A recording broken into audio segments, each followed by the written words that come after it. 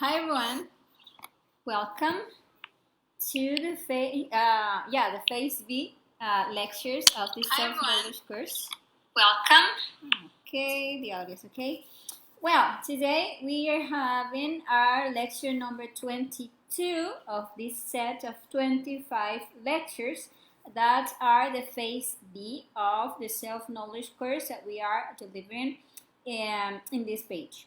Today we have this very important lecture in which we are going to be talking about the intimate life of each one. Well, about actually the three lives that we all have, and well, the importance of keeping silence in relation to the things of our intimate life. We are going to see today why.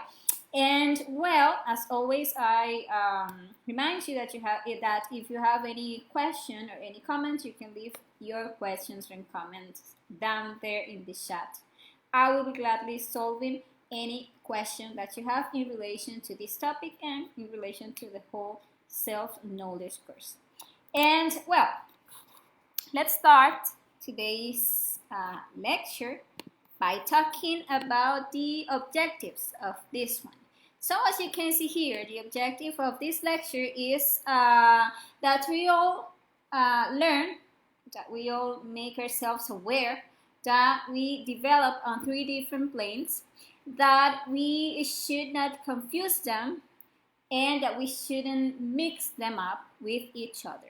So this lecture is actually very important because understanding these three aspects, these three lives, knowing how to differentiate and separate them will allow us to have a better relationship with the things and the people of our exterior world.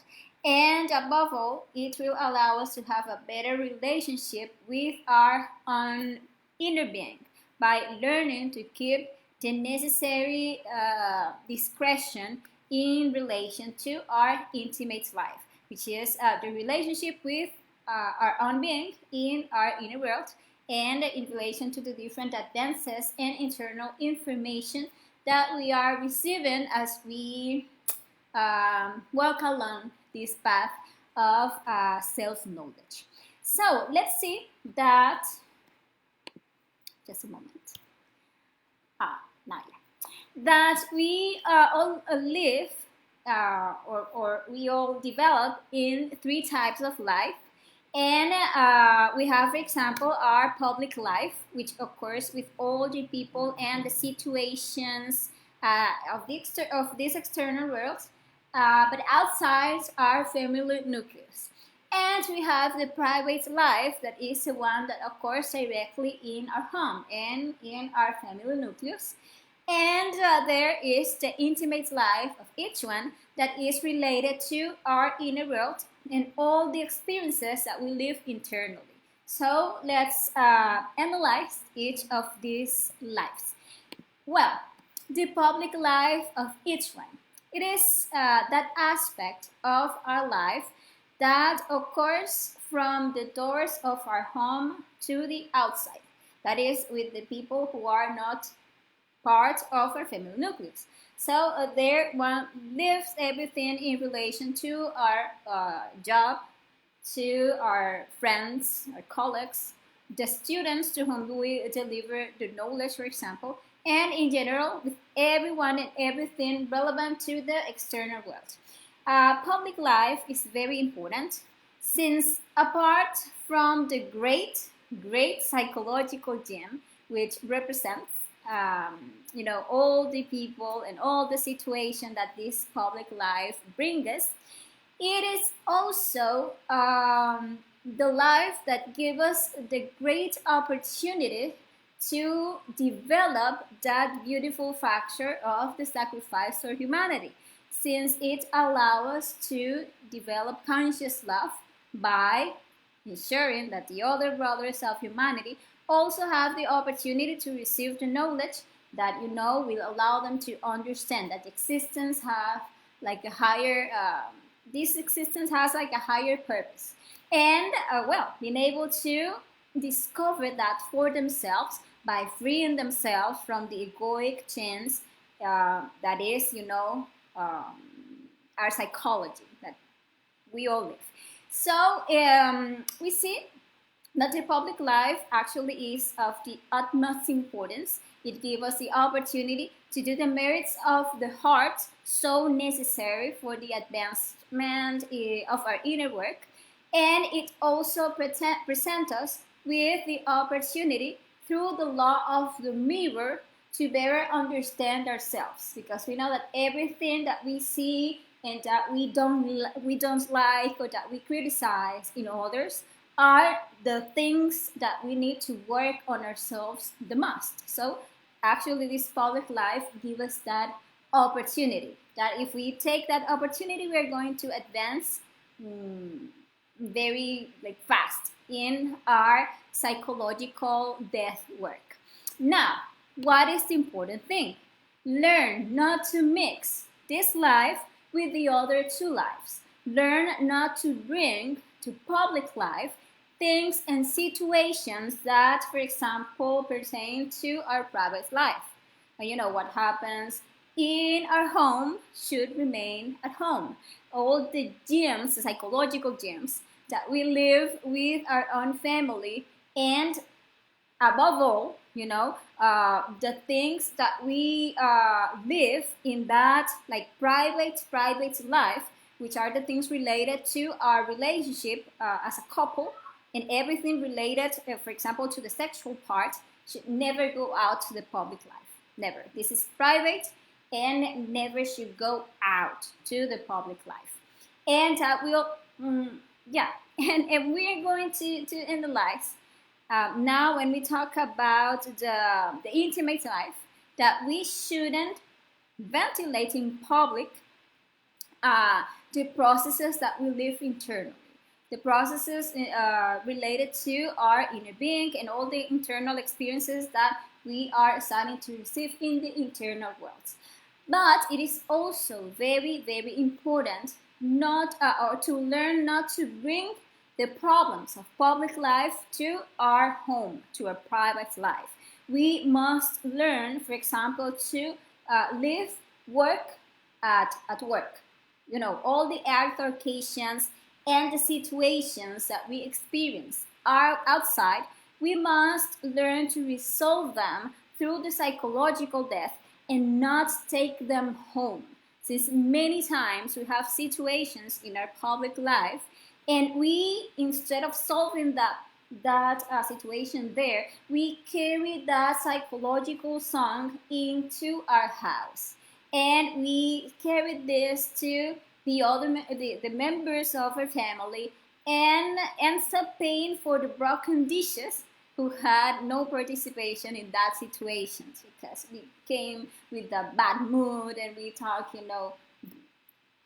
we talk about to our couple, our children, etc. And we are going to avoid all those kinds of situations by learning not to mix these lives. Let's see now the second type of life, which is our private life. And in this, we find what is pertinent to our family, if we are, for example, single, and we live with our parents, everything related to our parents. If we already have a couple at home, everything related to our couple, our children, etc. And observing this life, we see that it also develops in the exterior world, and it develops totally, outside of us. But here we are going to find all the psychological gems that the family relationship implies. However, this life is a very important aspect, since its most private part, the private, which is the relationship directly with our couple, will allow us to develop the spiritual birth. So it is vitally important to treasure this life, to treasure our relationship, to give our partner the value and respect that that person deserves, since she or he is that special person who is going to collaborate with us so that the creation of the existential bodies of the being that will allow our consciousness to have manifestation in the different dimensions of nature becomes a reality. And we are going at the same time to collaborate with that person. So it is very important to learn not to take the private things of our family, but especially the private things of us with our partner outside to the public life. So we must learn not to mix it up. So no one should interfere in the couple's relationship. We must actually reflect on this and we must work on ourselves. We must understand and eliminate all those selves that we have that like to go around talking, about the things and the problems of a family relationship. But above all, we should still learn to silence, to remain in this private life, all the things in relation to our couple, to the couple's relationship, all the couple's problems, that of telling the mother or the mother-in-law or the sister or the brother, etc. No. Or that of looking for advice, looking for support, that is a terrible mistake, since the things of the private life must be resolved in private through the work of the psychological depth and through the development of the conscious life. But it is also extremely important to learn not to get into the private lives of others, to never go as counselors, to tell others what they should do in their private lives or how they should handle their relationship situations. No, that is a total mistake. Each person must, with the guidance of their own inner being, and with their own inner work that we can teach them, but they must by themselves learn to resolve their particular situations, to understand their own karmas, their recurrences, and those learning processes that only the person's being can know. And therefore, is the inner being of each one the one who can guide them. So we can actually teach them that they have an inner being, that they can practice psychological death, that they can unfold astrally and investigate their karmas, etc. But we cannot go and tell people what they should do. That is a terrible mistake. We should respect our own private life and other people' private lives. So, if someone comes and asks us for advice about his private lives, it is our duty to tell that person to seek and follow the guidance of their own consciousness. Okay? And it is also very important to remember not to bring the problems of public life into private life, as we were explaining. And well, let's now see the third type of life, which is actually the most important one and is the one that gives name to this lecture, which is the intimate life of each one. To this life belongs everything related to our interior world, to our inner world. So once we start this path of self-knowledge, this life, the inner life, takes on a very important value, since in this life we will find that intimate communication that will start developing with our inner being, and that communication will take place through our internal experiences and in every aspect of our inner world. So in this intimate life, the different initiations, all the degrees, the different advances that our inner being will receive as we advance in the work of the three factors for the consciousness revolution will take place. Because remember that we studied that the esoteric work, the path of the initiation, is something that we are going to be living inside. in our inner world. So that is all of that is part of our intimate life. The internal experiences that each one is living in the astral plane, in the mental plane, in the causal world, etc. They are all part of that intimate life of each one. All the secret teachings that each one of us receives in the inner world, a lot of different secrets that are being revealed to us as we advance in the inner work are all part of this intimate life. Now, what is the important thing? That we understand that we, like, prostitute our intimate life when we take it to the public life. And that is a very serious mistake that actually generates a lot of stagnation in our inner work. When we learn to shut up the different things that we receive in internal worlds, then we would demonstrate that we are worthy of receiving all the treasure of wisdom that our inner being actually keeps for us.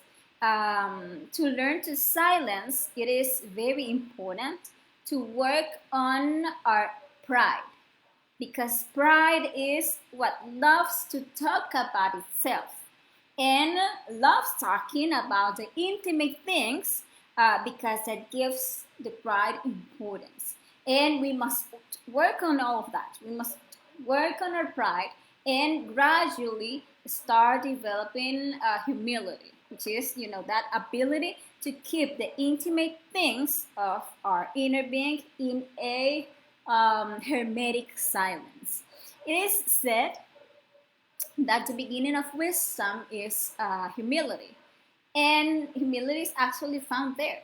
If we observe, if you remember the lecture of the mental unfolding, if you have a conscious mental unfolding, you can see how all the selves there in the mental world, they tell everything.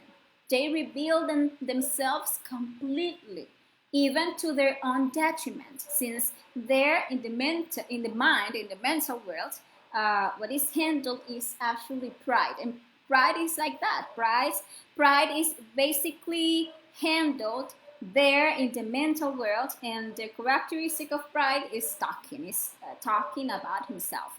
So if we want to really learn to be silent, we must see our own pride, those selves that want to show themselves. And there is a reason why we usually tell our private, intimate things, but another reason why we usually tell our internal experiences, our astral experiences, for example, and this is a very common one, is because we don't know how to interpret our own internal experiences. And you see how everyone is there telling their dreams and asking people to interpret for them their dreams, and that is a mistake. And we do so because we think we don't know yet how to interpret our own experiences, and we are at the beginning like afraid of interpreting them in wrong way. But instead of writing our experiences down and asking for the guidance of our inner being so that he allows us to understand it, or asking him to show it to us, that same experience but in a clearer way, what we commonly do is that we go and we look for someone or whoever seems like more advanced to tell us what our inner being wants to tell us. This doesn't mean that we cannot ask for a collaboration with certain symbols that we don't understand of an astral experience, that we cannot interpret. Sure, we can ask someone that already knows how to interpret, but not to tell the whole experience. Never go and tell everyone, okay, last night I dreamt about this and I was there and I saw that and this, because we are like making ourselves before that person. There are certain consequences of this, of prostituting our intimate life. And the first consequence is that when we tell our experiences, they lose strength. And we, with that, are taking away strength from ourselves, since the whole process that we should live through this experience actually comes with the purpose of giving us psychological strength in relation to our inner work. And when we see how everything that we saw in the astral plane start to be, like being shown to us, like in our physical life and in, in another experiences, then we can corroborate that information and we can come to understand that better. But by telling them or asking another person to interpret that dream or that astral or conscious astral experience for us, we there lose the opportunity to make our own effort, to trust and to seek the guidance of our own master, who is our inner being. And when we tell it out, uh, of vanity, of pride, or indiscretion, we run the risk that our being stop giving us important experiences. Because if we don't learn how to silence, that is what happens. And many of the experiences that our inner parents give us allow us to directly experience and understand different things. Thus, they become reality, and that actually give us a lot of strength. Many times, internally, we receive warnings, in the astral world, about things that are going to happen in the physical world, and things that will allow us to unmask many traitors, and the interference of sometimes even black magicians who come to harm the processes of sacrifice for humanity. And all we receive all that in the astral plane, and we also receive many warnings about coming recurrences. And it's important that we make the effort to interpret every day our astral experiences and not tell them to anyone, because doing so, many times we fail to interpret them correctly and to realize the warnings that are being given to us. Because, like, if you reflect on this, you can see that if we put another person to interpret our experiences for us, that person can give us what he thinks that experience may be, but he doesn't really know the different nuances of the experience, all of the internal aspects that actually generated that experience, and we could end up confused and disoriented when asking others to interpret our inner experiences. On the contrary, if that person that we use for him or her to interpret our experiences tends like to guess what our being wants to show us, then we tend to generate dependency on that person. And then we are all the time there constantly revealing the different secrets that are entrusted to us. And we, with that, don't develop our own strength. We don't develop the confidence in our own stage, because we are all the time relying on the strength of an external person. Well, another important aspect in relation to this is that by telling our experiences, we are, as I was saying, like psychologically undressing ourselves before the person or persons to whom we are telling our dreams and conscious experiences. In addition, if the person that is listening to us has knowledge about that and has bad intentions, that person can use that information to manipulate us psychologically. Another reason why we must learn to silence our experiences is the impression that we leave on those who listen to us and all the consequences that it can actually bring us. Since by telling our inner experiences, we can awaken in some people envy, frustration, and they could even end up withdrawing from knowledge from their inner work for this reason, for envy, for frustration, and we can actually earn a karma for that situation. And on the other hand, if our experiences are like very impressive for other people, we could generate with that fanaticism, and that they start like seeing us like someone special, and we start like feeling special, and thereby we can start like feeding that terrible self of the mythomania. So that is like another consequence and another reason why we should remain silent in relation to our internal experiences. We must understand that we harm ourselves terribly when we tell our internal experiences. We actually do ourselves a great harm, and we risk being even removed from the esoteric work for being irresponsible. Since we are going, as we advance in our inner work, we are going to receive like delicate information about ourselves, about others, and about the universe in general. And if you don't know how to remain silenced, you could end up affecting the processes and the spiritual development of other people. So the external experiences should not be told, because an oath that we make with the internal father and mother of not to divulge the secret teachings that we are receiving is violated. And they are actually called secret teachings because we receive them in the superior worlds by the internal father and the particular mother.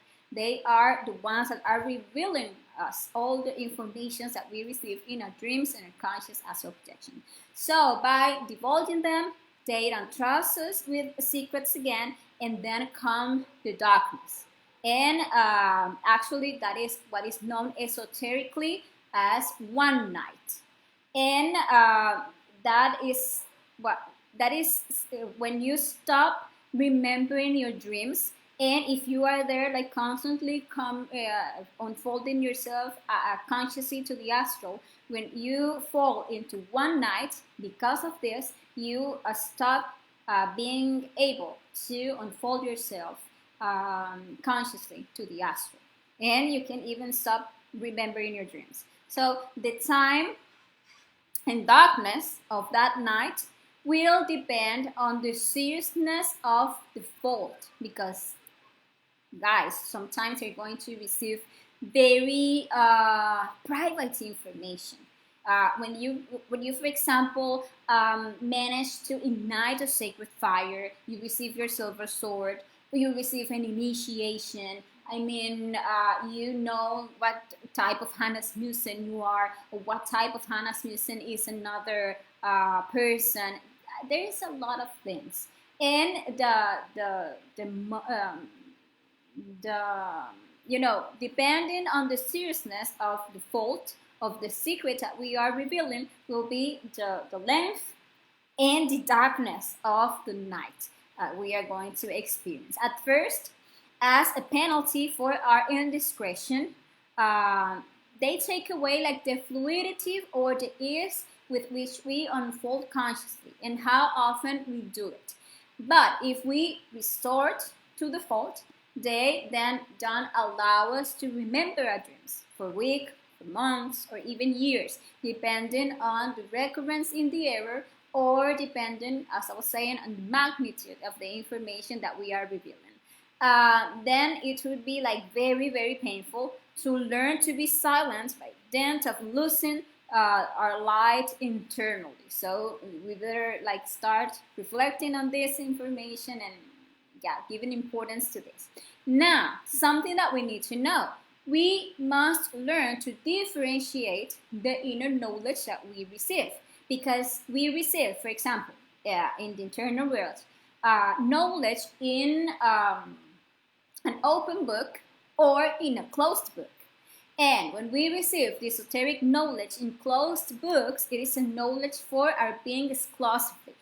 It cannot be revealed in the external worlds. And in relation to that, we know we need to learn to be silent, like all the internal dances, a lot of information. But there are certain information that we receive in an open book that it can be delivered to our students, for example. So actually through intuition, we start learning to differentiate what we can talk about. So for example, enrich the understanding of a topic that we are explaining. And we learn what we should keep silence. So what we must be clear about is that everything related to advances, initiations, degrees, and all our internal processes are information that must be handled solely and exclusively between us and our inner being, and that we must never take it to public life. We must be completely hermetic with that information. And well, that is today's lecture. That is the information that this lecture is bringing to us. I hope that it is helpful for you and that you can. I made this understand. Like okay, that I explained this well enough so you can understand the importance of this topic. And well, I want to invite you, as always, to our next phase lecture that we are going to be starting next week, in which we are going to be delving into this famous symbol that has a very important initiatic symbol. And it's a symbol of the eagle swallowing the serpent. That is a very, very important lecture. And we are going to be studying that in the next Sunday. So thank you very much to all of you and see you the next time. Ciao, ciao.